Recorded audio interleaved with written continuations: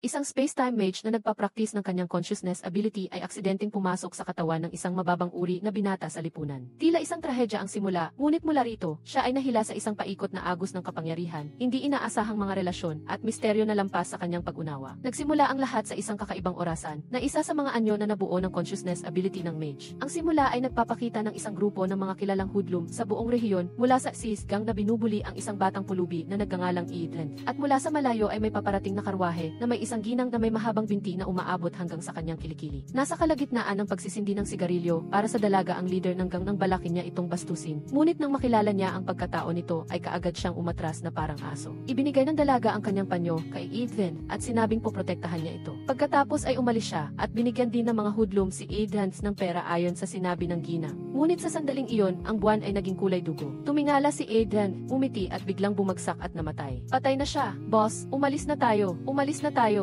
Sa sandaling umalis ang bully, isang kakaibang ilaw ang kumislap. At sa gayo uli, isang mage mula sa ibang mundo ang hindi inaasahang pumasok sa katawan ni Ethan.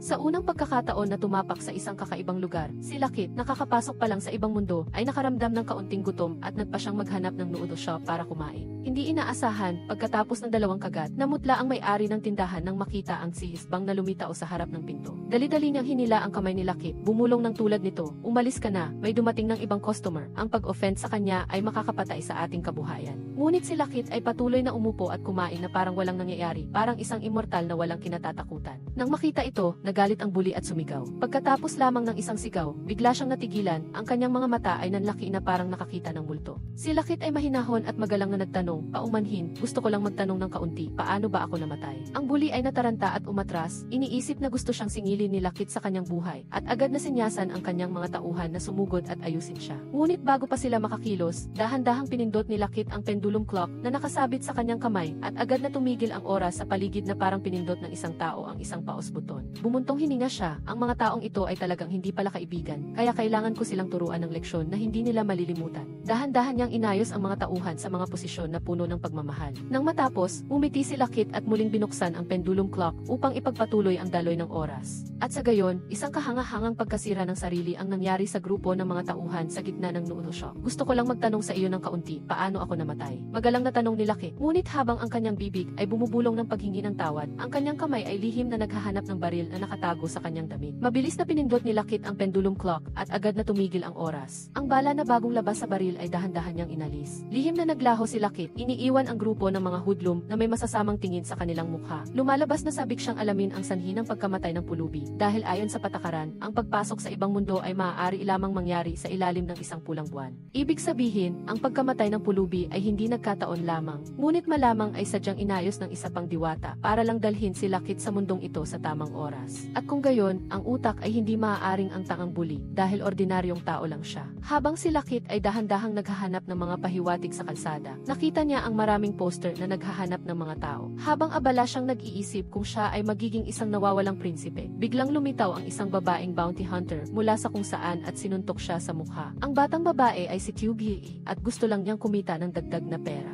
Ginapos niya si Lakit at dinala sa mataong palengke na parang ibinebenta ang isang alipin. Balak sana ni Lakit na tumakas ng palihim upang maiwasan ang gulo. Ngunit bago pa man siya makaalis ay nahuli na siya ni Tubi na may lakas ng isang dragon. Dahil wala nang magawa, inilagay ni Lakit ang kanyang kamay sa kanyang bulsa na balak gamitin ang orasan upang pansamantalang ihinto ang oras at tumakas. Ngunit nang hawakan niya ito, nalaman niyang walang laman ang bulsa. Lumalabas na noong siya ay walang malay, isang misteryosong babae ang bumili ng orasan sa mataas na presyo. Ang problema ay, ang lahat ng supernatural na kakayahan ni Lakit ay nakatuon sa primordial energy, at ang primordial energy na iyon ay nasa anyo ng orasan. Kapag ito ay umalis sa kanya, si Lakit ay hindi na naiba sa isang ordinaryong tao. Nang makita ni Tubi na hindi nakikipagtulungan si Lakit, ipinakita niya ang kanyang profesional na ugali sa pagnenegosyo at hinubaran siya upang maihatid. Hindi inaasahan, pagkatapos ng ilang minuto, ang buong palengke ay nagkagulo na parang mayroong sele sa katapusan ng taon. Naisip ni Lakit, mayroon kaya sa mga taong ito ang pumatay sa orihinal na may-ari ng katawan na sadyang inakit ako na pumasok sa mundong ito. Ngunit kakaiba, hindi siya nakakaramdam ng anumang kakaibang kakayahan mula sa kanila. Lahat sila ay mga ordinaryong tao, at hindi man lang sila kasing galing ni Tubi,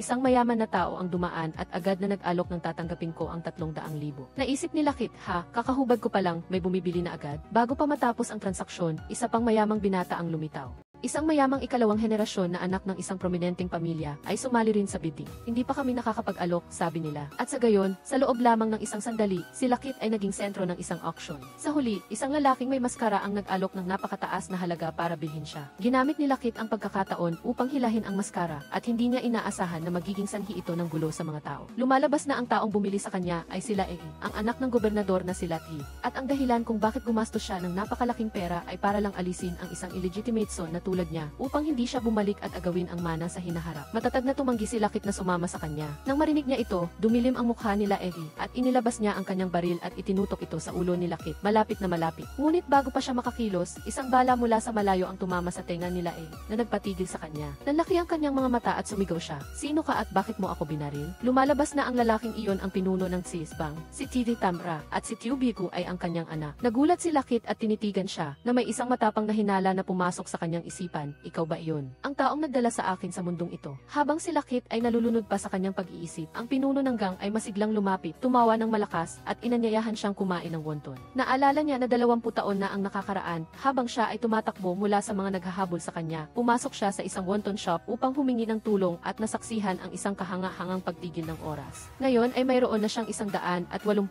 na tindahan at ang kanyang anak na babae na si Tubi na ibinigay niya kay Lakit. Hahayaan ko siyang maging asawa mo. Nagulat si Lakit, hindi tayo magkakilala. Ito ba ay dahil mayroon akong espesyal na talento? Tumango ng may kumpiyansa ang pinuno ng gang, syempre meron. Sinabi sa akin ng aking mga tauhan na nabuhay ka mula sa patay at naiwasan mo ang bala. Kung hindi iyan espesyal na kakayahan, ano pa? Habang nagulat pa si Lakit, masayang hinabol siya ni Tubi sa tabi ng silid na parang mga bata na naglalaro ng taguan. Sumigaw siya ng malakas, asawa ko, huwag kang tumakbo. Kaya hindi na niya marinig ang mga makahulugang bulong ng pinuno ng gang. Sa wakas, naghintay din sa iyo ang space-time na ito.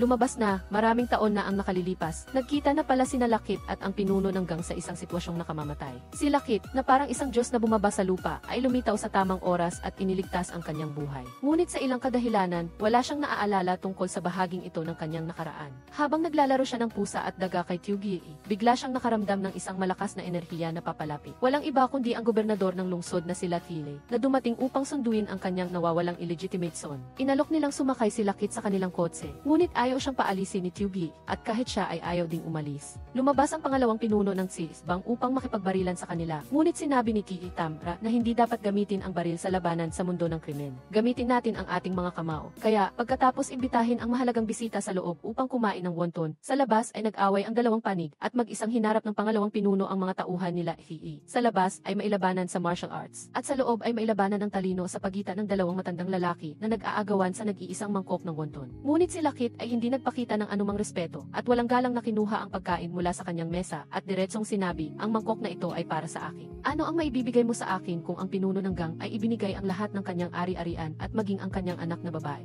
Tinubos nila Tihiloe ang pagmamahal niya sa kapatid. Sa huli, mas marami pang tauhan nila Tihiloe ang dumating. Hindi kinaya ni ikalawang kapatid ang laban kaya nawala sa bangti ang negosyo sa kalye na ito at maging si Lakit. Pinayuhan ni ikalawang kapatid ang kanyang anak na sumama sa asawa nito at bumulong na maraming panganib kaya dapat niyang protektahan ito. Ngunit ang nakagugulat sa lahat ay, sa isang sulok na walang tao, lumuhod ang hepe sa harap ni Lakit at tinawag itong kuya. Lumabas na ang totoong pagkatao nila Fizri ay isang time-space gatekeeper, isang law remain. Siya ay isang bagong disipulo na kalahati lang ang lakas kaysa kay Lakit. Binugbog niya ang masamang tao dahil sa pagpapanggap nitong tatay ng isang senior. At ang masamang taong iyon, para ma-enjoy niya ang pakiramdam ng pagiging isang rich kid, ginamit ng pinuno ang kanyang pangalan bilang isang nawawalang anak para maiuwi siya. Hindi inaasahan, ang hakbang na ito ay ikinagalit ng kanyang sariling anak. Agad siyang nag-ingay pagka-uwi ng kanyang ama. Umalis lang si nanay, dinala mo na ang isang bastardong anak para apihin ako. Kung ako ang mananatili sa bahay na ito, siya ang aalis. Akala niya matatakot ang kanyang ama, pero pinalayas siya. Kung gayon, lumabas ka, alagaan mo ang iyong sarili. Nagulat ang anak, ako ang lalabas. Hindi ba dapat siya ang umalis? Sabi ni Lakit na inaantok na siya. Kumarap ang pinuno sa kanyang anak at sinabi sa malumanay na boses na parabang nakikipag-usap sa isang 3 taong gulang. Tingnan mo, inaantok na ang kuya mo. Umalis ka na. Bago pa man siya makapagreklamo, pinalayas na ang kanyang sariling anak sa pinto nang hindi siya kusang loob. Gayunpaman, pagbalik ng pinuno sa silid, mahigpit siyang hiniling ni Lakit na buksan ang time-space gate. Hindi inaasahan, ang makapangyarihang pinuno ay hindi lang isang ama-amahan, kundi mayroon ding lihim na pagkakakilanlan ang time-space gatekeeper ng mundong ito. Sige, ibabalik kita, sagot niya. Pagkatapos, nang pumasok si Lakit sa gate, handa nang umalis sa magulong mundong ito, may kakaibang nangyari, bigla siyang bumalik, eksakto sa harap ng pinuno. Ang ikinatakot ni Lakit ay maihawak siyang baril, at may pulang butas ng bala sa dibdib ng pinuno. Lumaki ang mata niya. Bakit may baril ako sa kamay? Anong nangyayari? Paano kita ililigtas? Nasaan ang iyong kaluluwa? Tumingin sa kanya ang pinuno, nang hihina ang boses. Para makasama ko ang aking asawa gi anak, pinagsama ko ang aking katawan at kaluluwa. Kung mamatay ako, hindi na mabubuksan ang time-space gate. Nais ng salarin na manatili siya dito. Matapos sabihin ito, namatay siya. Naiwan si Lakit na nanginginig ang mga kamay at nalilito ang isipan. Hindi alam kung panaginip pa ito o bangungot. Malinaw na ngayon ang lahat. Ang biglaang pagkamatay ni Adrian Drew ay hindi aksidente, kundi isang dula na ginawa para pilitin si Lakit na mag-soul travel. Para matrap ka sa mundong ito, lahat ay nasa plano ng misteryosong tao. Kasabay nito, sa kabilang panig ng lungsod, tila inaasahan na ng bangkihi ang trahedyang ito. Kumunot ang noo niya at sinabi kay ikalawang kapatid, malapit na ang oras, pumunta ka, magdala ka ng ilang tao para salubungin ang nakababatang pinuno. Sa oras na iyon, nalungkot si Lakit sa pagkawala ng kanyang nakababatang kapatid. Inisip niya na marahil ay natuklasan na ni ikalawang kapatid ang kanyang pagkakakilanlan sa ilalim ng balakayo ni Angsin Adrian, at nagpasya siyang hanapin ito para linawin. Tamang-tama, nakasalubong niya ang grupo ng mga thugs mula kanina. Nakita nila na isa lang siyang ordinaryong tao at hindi isang multo, kaya pinlano nilang bulihin siya. Ngunit dumating sa tamang oras si ikalawang kapatid at sumaludo sa kanya bilang ang pinuno. Kaagad lumuhod ang pinuno ng mga thugs at humihingi ng tawad habang humahagulgol na parang aso. Hindi na nakipagtalo sa kanya si Lakit at inutusan ang ikalawang pinuno na dalhin siya kay ikalawang kapatid. Akala ng kalaban ay nag-isip na siya at balak niyang magmana sa negosyo. Ngunit nang makita niya ang bangsiin, tinutukan agad siya ni Lakit ng baril.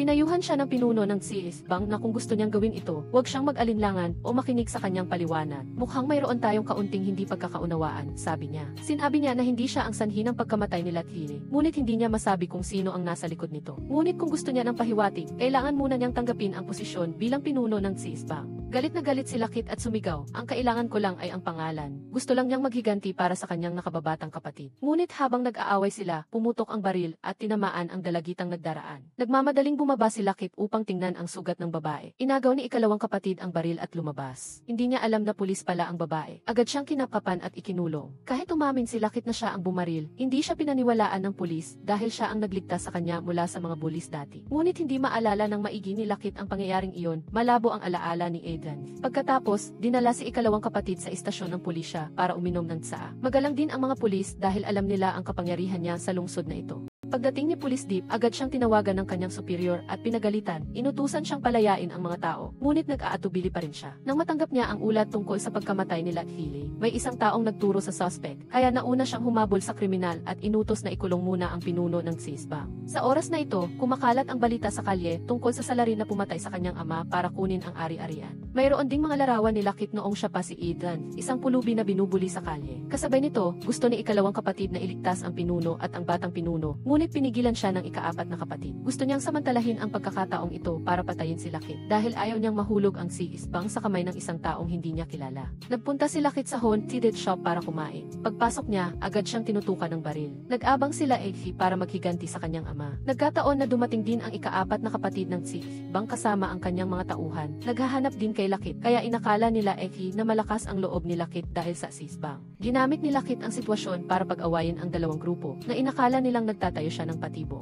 Natakot ang mga tauhan nila Efi at sumuko, habang ang mga tauhan ng ikaapat na kapatid ay natakot na kumilos ng walang taros. Sa tamang oras, dumating si Police Deep. Umalis ang ikaapat na kapatid ng CS-bang at tumakbo si Lakit para sumuko. Sinabi sa kanya na ikulong siya. Sa oras na ito, iyon ang pinakaligtas na lugar para sa kanya. Pagkatapos, inutusan si ikalawang kapatid na palayain dahil sumuko ang salarin na bumaril kay Police Deep. Inamin din ng salarin ang pagpatay kay Lathili. Nagulat siya at nalito, at narinig niya ang sigaw ni Lakit. Natatakot na baka sinasaktan siya. Nagmadali siyang pumunta sa interrogation room at nakita niya ang sariwang sirop na tumatapon sa sahig at sa mga kamay ni Lakit at ni Police Deep. Humarap siya at pinapaalis siya dahil inamin na ni Lakit ang lahat. Nagalit si ikalawang kapatid at hindi siya naniwala. Hindi niya magagawa iyon. Tinanong siya ng babae kung bakit. Agad na tumayo si Lakit at sinabi dahil alam niya kung sino ang tunay na salarin. Sa puntong ito, bumuntong hininga ang lalaki at humingi ng pribadong pag-uusap kay Lakit. Ngunit tumanggi ang babae. Kaya, itinapon niya ang isang affidavit na isinulat niya. Naaayon sa mga krimen na iyon para ikulong mo siya sa loob ng 15 taon. Pumayag si Police Deep at umalis at inihayag ng pinuno ang isang nakakagulat na sikreto. 20 taon na ang nakalipas, tinulungan siya ng isang immortal. Dahil dito, alam niya ang lahat ng mangyayari sa hinaharap at dahil din sa immortal na iyon, kaya niya nakamit ang tagumpay niya ngayon. Hindi lang iyon, pinayuhan din siya ng immortal na ibigay ang bangkay kay Lakit para maging matagumpay ang plano. Hindi naniwala si Lakit ngunit sinabi ng pinuno, kung hindi ka naniniwala, kausapin mo siya at malalaman mo. Nakita ni Lakit ang sinseridad sa kanyang mukha at hindi siya nagsisinungaling, kaya pumayag siya. Ang problema ay hindi madaling makita ang immortal na iyon.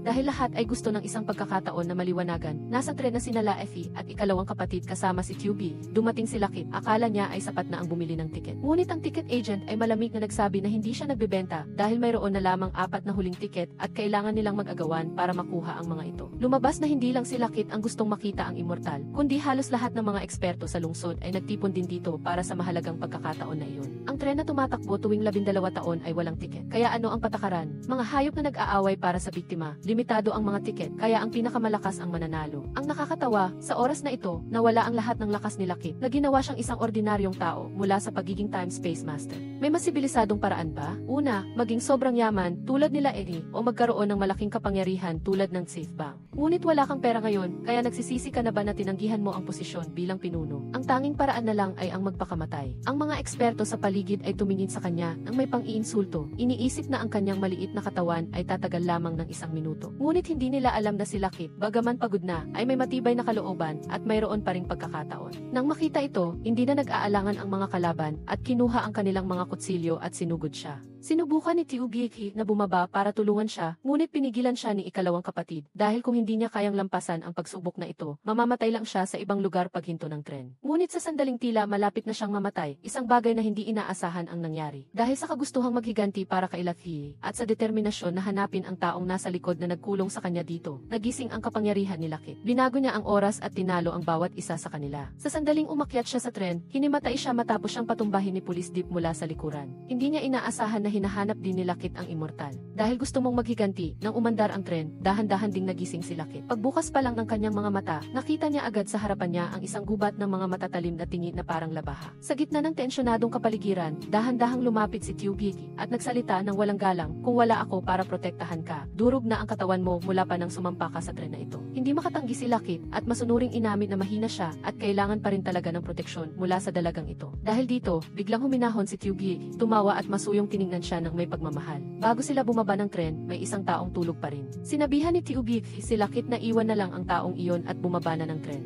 Pagbaba pa lang nila, lahat ng kanilang armas ay kinumpiska dahil ang lugar na ito ay para sa kapayapaan ng mga immortal. Pero si Tsiedi Deep na nasa hulihan ng grupo ay tiningnan ng kakaiba. Pagkatapos, ang buong grupo ay umakyat sa bundok sa isang tahimik na paraan at lahat ay nalubog sa malabong ulap. Sabi ni Defi Devura, narinig ko na ang bilang ng mga tao sa bawat biyahe ay unti-unting nababawasan at kakaunti lang ang nakakatagal hanggang sa ika-4 na araw. Pinagsasalamatan ni Lakit ang paalala ni Gihira, pero sinabi niya na ang paalala ay para kay Tiubiki at hindi para sa kanya. Mukhang dahil sa pagkakakulong ni Tiki Tamra, nahihirapan ding magtiwala sa kanya si Gihira. Samantala, napansin ni Tura si Tsiedi Deep na nasa hulihan ng grupo at nagpakawala siya ng isang mapagkunwaring ngiti. Pagkatapos, dinala niya ang 2 lalaki para harangan ang daan nito. Totoong sa lupa, takot siya sa kanya, pero dito, plano niyang alisin ang tinik na ito sa kanyang mata sa mahabang panahon. Hindi niya inaasahan na may nakahandang baril si Deep. Ang tanging responsibilidad ng pulis ay tiyakin na walang magaganap na pagpatay sa bundok na ito, kaya siya ay isang espesyal na kaso at hindi kinumpiska ang kanyang armas. Nagpatuloy pa rin sila sa pag-atake at lumaban siya. Pagkatapos, tumakbo si Lakit para hilahin siya, at habang tumatakbo sila, nakarating sila sa isang lugar na natatakpan ng puting niebe. Nagtataka si Deep kung bakit may niebe sa gitna ng tag-init, ngunit may naramdaman namang kakaiba si Lakit at nalaman niyang ito pala ang sikreto ng bundok ng Hoedi. Ngunit hindi sila maaaring mag-isip ng matagal. Sinabi niya sa kanya na kailangan nilang umalis kaagad dahil napakalakas ng martial arts ng Ify Bangsi.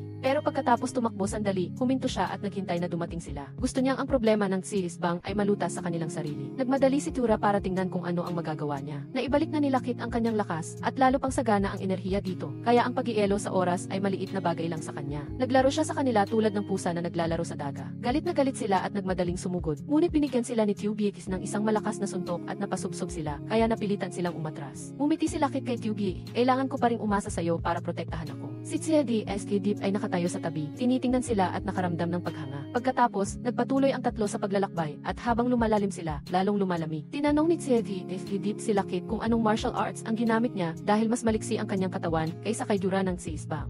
Niyakap niya agad si Tubiki at sinabing napakahina niya at kailangan pa rin ang proteksyon mula sa isang babae. Ngunit lalong lumilinaw ang naramdaman niyang enerhiya. Biglang dumaan ang isang matandang lalaki na nagtutulak ng isang karito ng paninda. Tinulungan siya ni Deep at sumunod din sina Kit at Tubiki. Nang makarating sila sa bahay ng matanda, tinanong ni Kit kung binebenta ba niya ang mga bagay na ito. Ngunit tumanggi siya. At saka, wala naman siyang pera para bilhin ang mga ito. Pagkatapos, tinawag niya ang kanyang anak na babae para salinan siya ng tubig. Sa bundok na natatabunan ng Gyebe, may isang magandang babae na parang engkanto. Naramdaman ni Kit na ang kanyang relo ay nasa babae. Ngunit sinabi ng matanda na kung gusto niya ang isang bagay, kailangan niyang sagutan ang palaisipan dahil hindi siya kailangan ng pera. Umayag si Kit na makinig sa tanong. Unang tanong, bakit bobo ang baboy? Sa pakikinig pa lang, mahirap na ito. At ang pangalawang tanong, bakit matalino ang tao? Walang masabi sina Kit at ang dalawang babae. Pagdating sa ikatlong tanong, bakit nagiging tao ang baboy? Kung sino ang mas matalino sa isang grade 5 na estudyante, tulungan si Kit na sagutan ang palaisipan. Hindi niya masagutan kaya pinalaya siya ng matanda. Para hanapin ang immortal, ang kanilang target ay sila dahil akala nila na isa siyang mayamang binata na hindi marunong lumaban. Hindi nila alam na pinatawag nila Effie ang isang tao na magdala ng tubig para maghugas siya ng kamay. Sa isang kisap mata, napatumba niya na ang dalawang lalaki. May suot pa siyang relo, kaya ano ang nangyayari? Noong gabing iyon, bumalik si Kit sa bahay ng matanda para maghanap. Hindi niya inaasahan na inakala ni Effie Deep na may masama siyang intensyon sa mabuting anak kaya susugurin na niya ito. Ngunit pinagtanggol ni Tubiko ang kanyang asawa at pinigilan si Deep. Sa loob, sinamantala ni Kit ang pagkakataon na maghanap. Hinalughog niya ang babaeng nagngangalang Twitgi at nang ginagawa niya ito, nagising siya at niyakap ang kanyang leg. Sinabi niyang iligtas siya dahil hindi niya ama ang matanda at pinilit siya nitong manatili doon para maging asawa niya. Sa pagkakataong iyon, pumasok si Effie Deep at nagkaroon ng hindi pagkakaintindihan, ngunit pinagtanggol pa rin ni Tubiko ang kanyang asawa. Pinahinto ni Kit ang oras, pinatulog si Deep at Twitgi at pagkatapos ay tinulungan siya ni Tubig na buhatin ang isa sa kanila palabas. Sa wakas, nakarating sila sa isang malaking puno at doon iniwan ni Kit ang dalawang babae. Nakita ni Tubig sila Effie at tumakbo para habulin at saktan siya tulad ng ginawa niya noong nakaraan. Matagal nang naghihintay si Kit at nag-aalala na hindi bumabalik si Tubig. Ngunit kung aalis siya, paano na ang dalawang babae? Kaya sumigaw siya ng magnanakaw at sa pagdinig sa salitang iyon, nagising si Deep dahil sa kanyang pagiging pulis habang hinahanap naman ni Kit si Tubig. Hindi niya inaasahan na makita siyang nakatali ang bibig at nakabitin sa isang mataas na sanga. Lumabas sila Effie, sinakal si Kit at tinanong kung bakit niya pinatay ang kanyang ama. Itinanggi niya na ginawa niya ito, ngunit lalo pang hinigpitan nila Effie ang kanyang pagkakasakal sa liig na may mata ng matinding galit. Ngunit pagkatapos, binitawan niya rin ito, sinabing hindi siya masisiyahan sa pagpatay sa kanya sa ganitong paraan, kaya pinilit niya itong bumalik at tapusin ang lahat ng iba pang mga tao. O kaya naman ay tulungan siyang kunin ang propesya ng immortal. Kung hindi ay gagawin niyang mas malala pa sa kamatayan ang buhay ni Tubig. Naintindihan ni Kit na si Tubig na malakas ay napatumba pa rin niya. Kaya tiyak na mayroon siyang alas. Sa totoo lang, napakalayo ng lugar na ito at nawala na naman siya ng lakas. Kaya napilitan siyang sumunod kay Effie at bumalik sa inn. Pero pagdating pa lang niya, nakita niyang takot na tumatakbo ang mga tao. Talagang ang gabi ay ang oras para sa lahat na magtulungan sa isa't-isa. Nang pumasok siya, namatay ang lahat ng kandila at mayroong isang taong nagtatago at lumalabas. Hinabol niya ito at nakarating siya sa silid ni Gihera ng sisbang na malubhang na sugatan. Pinatay ni Kit ang kandila dahil hula niya na nilagyan na ng pampatulog ang kandila bago pa man siya saktan ng malubha. Tamang-tama na pumasok si Tura kasama ang ilang tao. Gusto niyang isisi kay Kit ang pagpatay kay Gihera. Ngunit matalinong nahulaan ni Kit na siya ang may sala. Kaya nagtalo siya ng kaunti at sinamantala ang pagkakataon na kunin ang panlunas mula sa kanya. Naniniwala na ang mga tao ng sisbang na hindi si Kit ang salarin kundi si Tura. Pagkatapos, lumabas si Nagyura at Kit para mag-isa-isa. Ngunit umiiwas lang si Kit. Alam niya na hindi niya siya matatalo dito, ngunit magaling siyang maglaro sa isipan. Niloko niya si Tura na may tiwala siya na kaya niya itong talunin sa harap niya at hindi niya ito nakikita habang sumusugod si Tura. Kaya nanatili lang siyang nakatayo at nakikipagpustahan, ngunit pagkatapos ay umatras si Tura at hindi na sumugod at umalis na lang at nangako na maghihiganti sa ibang pagkakataon. Gising na rin si Gishera sa oras na ito at lumabas siya para tingnan ang sitwasyon. Sinubukan din niyang atakihin si Kit ngunit hindi siya lumaban. Nagpasalamat si Gishera at ang iba pa sa pagliligtas sa kanyang buhay at naniwala sila kay Kit. Ayon sa sabi ni TV Tamra, ang pinuno ng sisbang ay sinusuportahan si Kit. Hindi rin ito lumampas sa inaasahan nila din. Pagkatapos, nanatili si Kit at si Gishera sa inn upang tingnan kung sino ang nagpapanggap. Ngunit namatay ang kandila at wala pa rin silang nakitang ibang palatandaan, kaya naghiwalay sila para maghanap. Sa huli, ang sumunod kay Kit ay ang matandang iyon.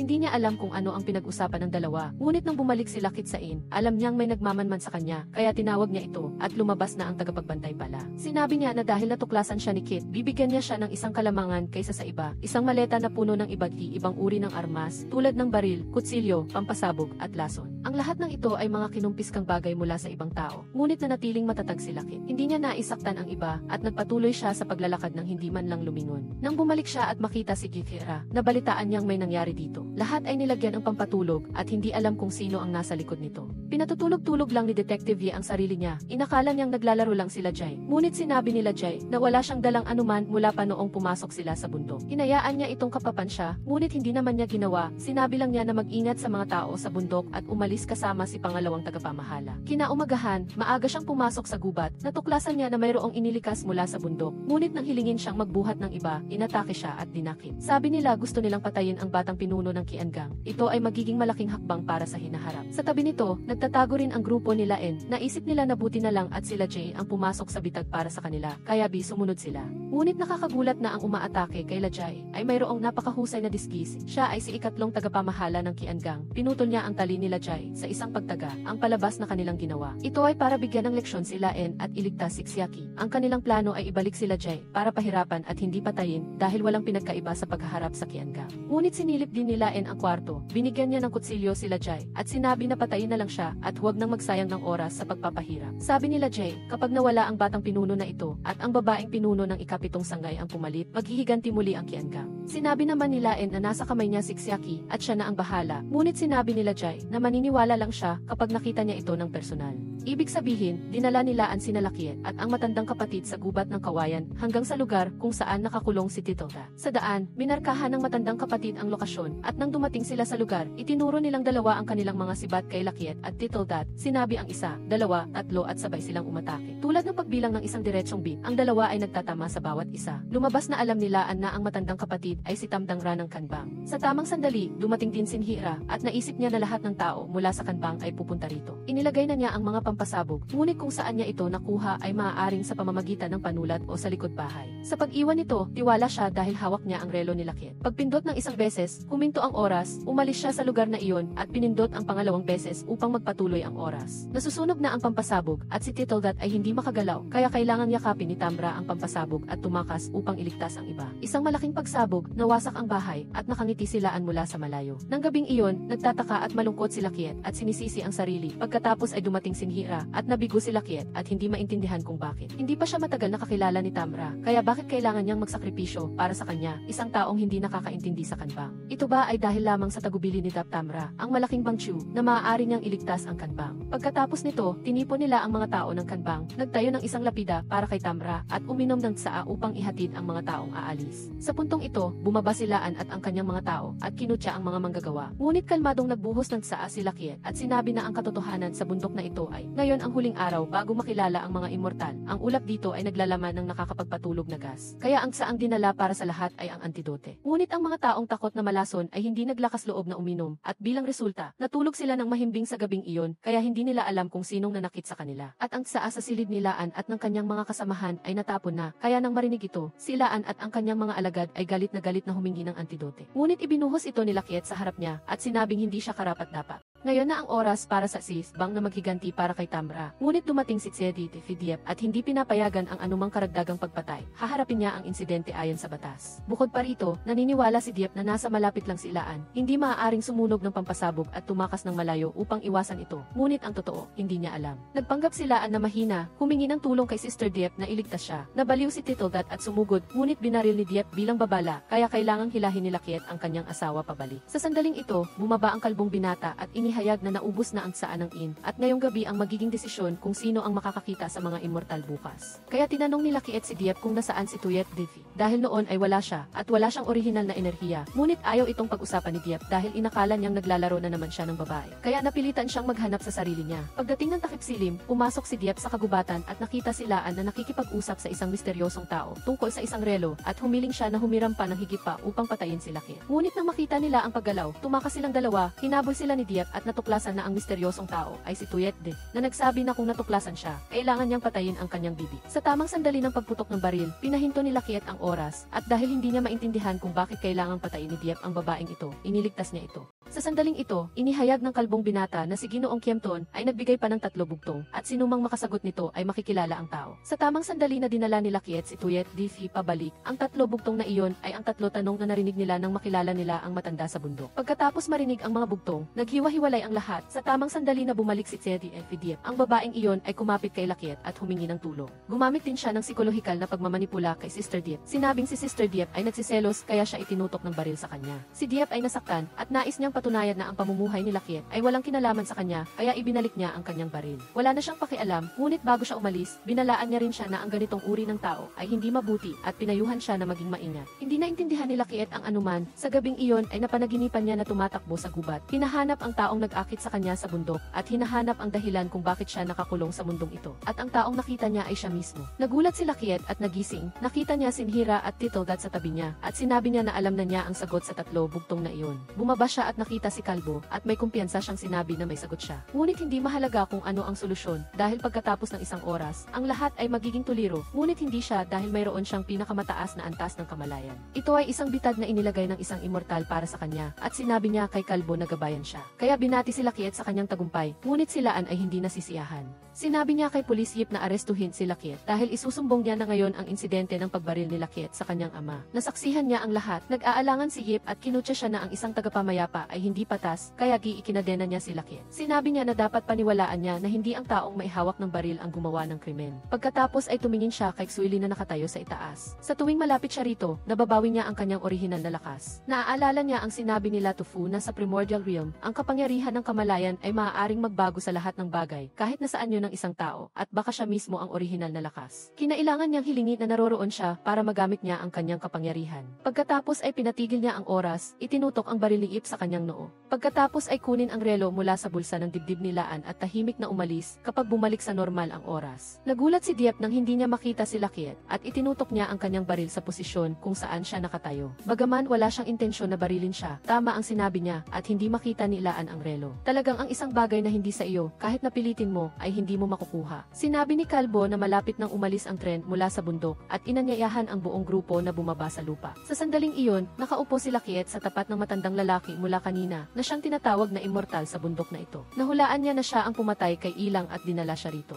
Ginulo niya ako sa mundong ito sa pamamagitan ng pagpatay sa gatikiper ng oras na si Latufu. Ngunit mas nakakagulat pa ay kahit na mayroon na akong sariling orihinal na enerhiya, hindi ko pa rin siya matatalo. Sinabi niya na kailangan niya ako para sa isang bagay, na ako lang ang makakagawa, ngunit sa kasalukuyan ay wala akong sapat na lakas upang gawin ito. At sa kaunting pagdaragdag ng lakas, tinalo niya si Lakiet. Sa sandaling ito, muling lumitaw si Tuyet Difi. Nakangiti siya ng may kumpiyansa. Hanggagi, mas matagal akong manatili sa tabi niya, malalaman ko kung sino ang talagang mahalaga sa kanya, iyon ang magiging kanyang nakamamatay na kahinaan.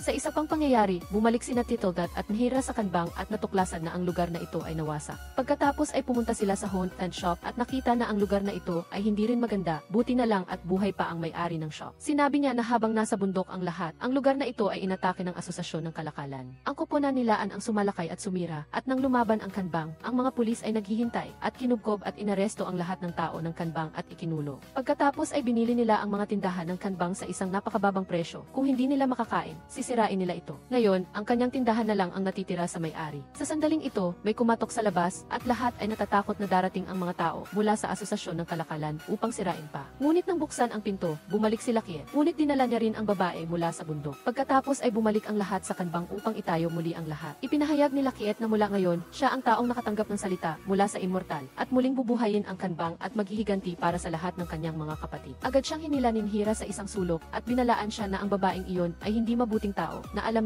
niya. Ngunit kung ang immortal ay inilagay siya sa tabi niya, mayroon siyang layunin, kaya mas mabuting bantayan na lang niya siya. Si Sister Dep naman, nang bumalik siya sa istasyon, ay nagalit pa rin tungkol sa nakaraan at sinabi ng kanyang subordinate na ang kanyang amo ay patuloy na tumatawag at humihiling na palayain sila o Daptam. Ngunit determinado siyang humanap ng paraan upang mapanagot ang malaking bangtsu ng kanbang. Nagpadala siya ng tao upang makipag-ugnay kay Boss Kim upang maging saksi, ngunit hindi siya pinansin nito. Ayaw din niyang makisama sa pulis kahit na nakipagsabuatan siya sa asosasyon ng kalakalan upang saktan ang kanbang. Pinilit niyang bilhin ang Hone Fan Shop sa anumang halaga dahil narinig niya na ang taong nakatanggap ng mapagpakumbabang salita ng immortal ay madalas na pumupunta rito upang kumain ng Hone Fan. Ngunit nang gawin niya ito, tinuruan siya ni Titogat ng isang leksyon. Pagkatapos nito, dumating ang mga tao nilaan at nagmamayabang siya sa iba na mayroon siyang suporta. Ngunit nang makita nila si Lakiet na dumarating, natakot sila dahil sa sandaling ito, kinikilala siya ng lahat bilang ang taong nakatanggap ng mensahe mula sa immortal. Si Boss Kim ay nagsalita ng mayabang, ipinagyayabang kung paano niya pinahirapan ang kanbang at kung gaano niya sila pinigilan. Nang binugbog siya ng mga tao nilaan dahil sa pagiging madaldal, hindi niya alam na ang taong nasa harap niya ay ang nakababatang pinuno ng kanbang. Ngayon ay humihingi siya ng awa, humihingi kay Lakiet ng isang paraan upang magbayad sala. Hindi na niya hihingi na bilhin ang Hone Fan Shop at babayaran niya ang lahat sa may-ari. Tinanong ni Lakiet kung nakikipag-ugnayan ba sa kanya ang mga pulis. Pagkatapos, pumunta si Boss Kim sa istasyon ng pulisya sa imbitasyon ni Tieti Diep nang tanungin siya tungkol kay Lao Daptam. Ano ang sama ng loob ng malaking bangtsu ng kanbang sa kanyang tindahan? Nagkwento siya ng isang heroikong kwento tungkol sa kanbang na maraming taon na ang nakalipas, mayroong isang malaking gang na tinatawag na Boda Ubang. Mas malaki pa sa Kianbang ngayon, pumunta para manira at hindi pinapayagang magnegosyo ang iba at humingi pa ng protection money. Ngunit mula nang lumitaw ang Kianbang, sinabi ng malaking bangtsi na tutulungan niya kaming magnegosyo ng tahimik. Tinupad niya ang kanyang salita, hinarap ang Butubang at nilipol sila. Ang magagandang gawa ng Kianbang ay hindi mabilang at kung gusto mo akong gumawa ng peking pahayag para sa kaso nila ong 13, kailangan ko itong sundin. Si Yumi ay natigilan pagkatapos marinig at pagkatapos ay bumalik si Boss Kim sa wonton shop. Nagdadala ng mga regalo upang mapalugod ang napiling tao. Samantala, nakatanggap si Yumi ng balita na ang lahat ng mga taong may dating alitan sa Kianbang ay nagbago ng isip at sinabing gusto ng pulisya na magbigay sila ng peking pahayag para kay Laong 13. Hindi na sila pumapayag na maging saksi upang magdemanda dahil lahat sila ay natatakot kay Laji. Ang napili ng mga immortal, iniisip mo kung dapat mo siyang arestuhin o hindi dahil nandoon pa rin ang kaso nila si Fu. Samantala, habang inaalagaan ni Xiaoqi sila Jai ay natagpuan niya ang nakatagong sikswili na sumusubaybay kaya dumaan siya sa shortcut upang harangin at tanungin siya. Sa simula ay nagpanggap siyang nanlalamig kay Xiaoqi. Ngunit pagkatapos ay gumiti siya ng mayabang at sinabing siya ay panauhin ng binatilyong Panginoon. Balak ni Xiaoqi na suntukin siya sa mukha. Ngunit dumating sila Jai upang pigilan siya. Tamang-tama nang dumating si Yumi upang hanapin sila Jai at sabihin sa kanya na sumama sa kanya sa isang lugar, nagpa siya si Xiaoqi na sundan ang kanyang asawa kahit na pinigilan siya. Samantala, dinala ni Yumi sila Jai pabalik sa bahay nila si Fu. Saan man sila pumunta ay lumilitaw ang eksenang iyon, lumalabas na gusto niyang makilala niya sila In upang magkaroon ng 3 panig na pag-uusap. Ngunit pagdating doon, naglabas sila In ng baril at itinutok mismo sa ulo ni Yumi upang sabihin sa iyo, tingnan natin kung mas mabilis ang bala o ang bilis mo sa pagkuha ng relo, Lajay. Pilit niyang ipinakuha kay Lajay ang relo, lumingon sila Ji kay Yumi at sumenyas, agad na kinuha ni Yumi ang relo mula sa loob ng jacket ni Lajay at nang handa na siyang ibigay kay Lain. Pindutin niya ito at huminto ang oras para sa lahat. Sila ay walang kibo, siya lang ang hindi apektado. Agad niyang naintindihan ang problema, kinuha ang baril ni Lain pagkatapos ay pinindot muli ang relo at bumalik sa normal ang lahat. Sinabi ni Yumi na kung mayroon kang ganoon, madali lang pumatay ng sinuman at isisi sa iba. Sinabi ni Jai na iyon ay isang simpleng katotohanan, naintindihan ni Yumi sa isang sulyap, ngunit nagpumilit pa rin si Lain at maling kinamuhian ang tao. Nagalit si Lain at sinakal sila Jai at itinulak sa pader. Hindi ba Thi, dahil sa paglitaw mo kaya nangyari ang isang bagay sa aking ama? Sumang-ayon si Jai, sinabi pa niya na sila si Fu ay isang mabuting kaibigan niya, ang salarin ay si Humbleline, ang taong iginagalang ng lahat bilang isang immortal. Tanungin mo kung sino ang maaaring lumaban sa kanya. Binitawan ni Lain ang kanyang kamay. Bago siya umalis, sinabi niya kay Jai na mag-ingat kay Xuili dahil inilatag niya ang plano na ito upang makita kung gaano kahalaga si Yumi para sa iyo. Nagpasalamat si Jai sa mabuting hangarin ni Lain at nangakong maghihiganti para sa kanya. Pagkatapos, lumabas sina Yumi at Jai. Sinabi ni Yumi na bukas ay maaari niyang sunduin sila ong 13. Hula niya na kailangan niya ng tulong nito. Ngunit ang relo na ito ay isang mahalagang bagay. Kailangan niyang panatilihin ito. Pumayag si Jai. Iniisip niya na mas ligtas ito kung nasa kanya. Umalis si Yumi, ngunit pagkaraan ng ilang segundo ay tumakbo siyang bumalik upang yakapin si Jai at magtanong, gusto mo ba talagang harapin ang taong iyon? Kinuha niya ang panyo niya, pinunasan ang kanyang luha at sinabi na ang bagay ay dapat ibalik sa dating may-ari nito. Kinuha niya ito at hiniling na mabuhay siya ng ligtas at payapa. Kinaumagahan ay pinalaya sila ong 13. Nang marinig niya ang balita na sila si Fu ay pinatay ni Humbleline, nagulat siya dahil sa kanyang paningin.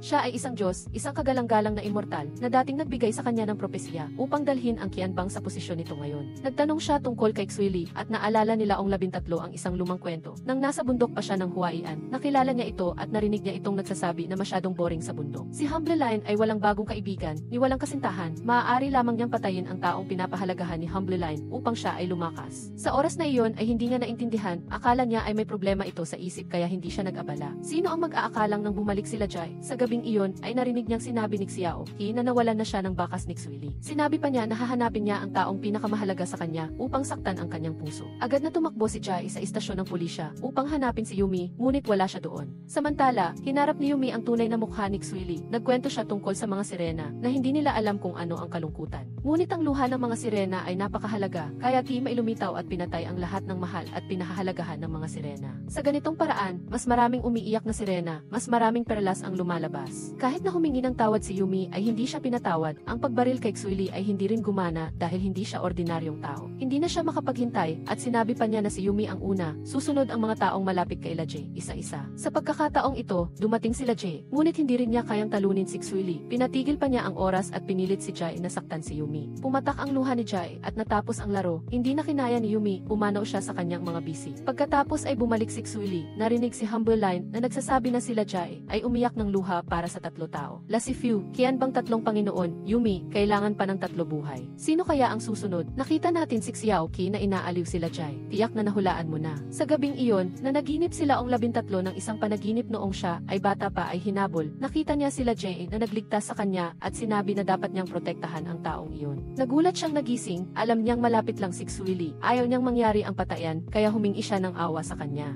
Nagpanggap siya at sinabing gusto niyang tulungan sila Ji dahil gusto nitong harapin si Humble Line. Hindi alam kung ano ang napag-usapan nilang dalawa, ngunit pagkatapos ay nakilala niya si Xiao Qi at patuloy na umiiyak. Gusto niyang makasama ang kanyang anak na babae sa gabing ito dahil bukas ay wala na siya sa mundo. Ngunit sinabi niyang nakaisip siya ng paraan na makakabuti sa dalawang panig. Pagkatapos ay nagpanggap siyang Humble Line, tinawag sila Jay at binaril siya. Hinarang nila Jay ang bala at ibinalik ito sa may-ari. Pagkatapos ay itinabi niya ang kurtina at nakita niyang patay na siya. Sa labas ay maririnig ang boses ni Xueli. Sinabi niyang patay na siya dahil sa kanya at bumiti ng mayabang bago umalis. Ngayon ay tinanggal niya ang maskara at nakita niyang silaong 13 pala iyon.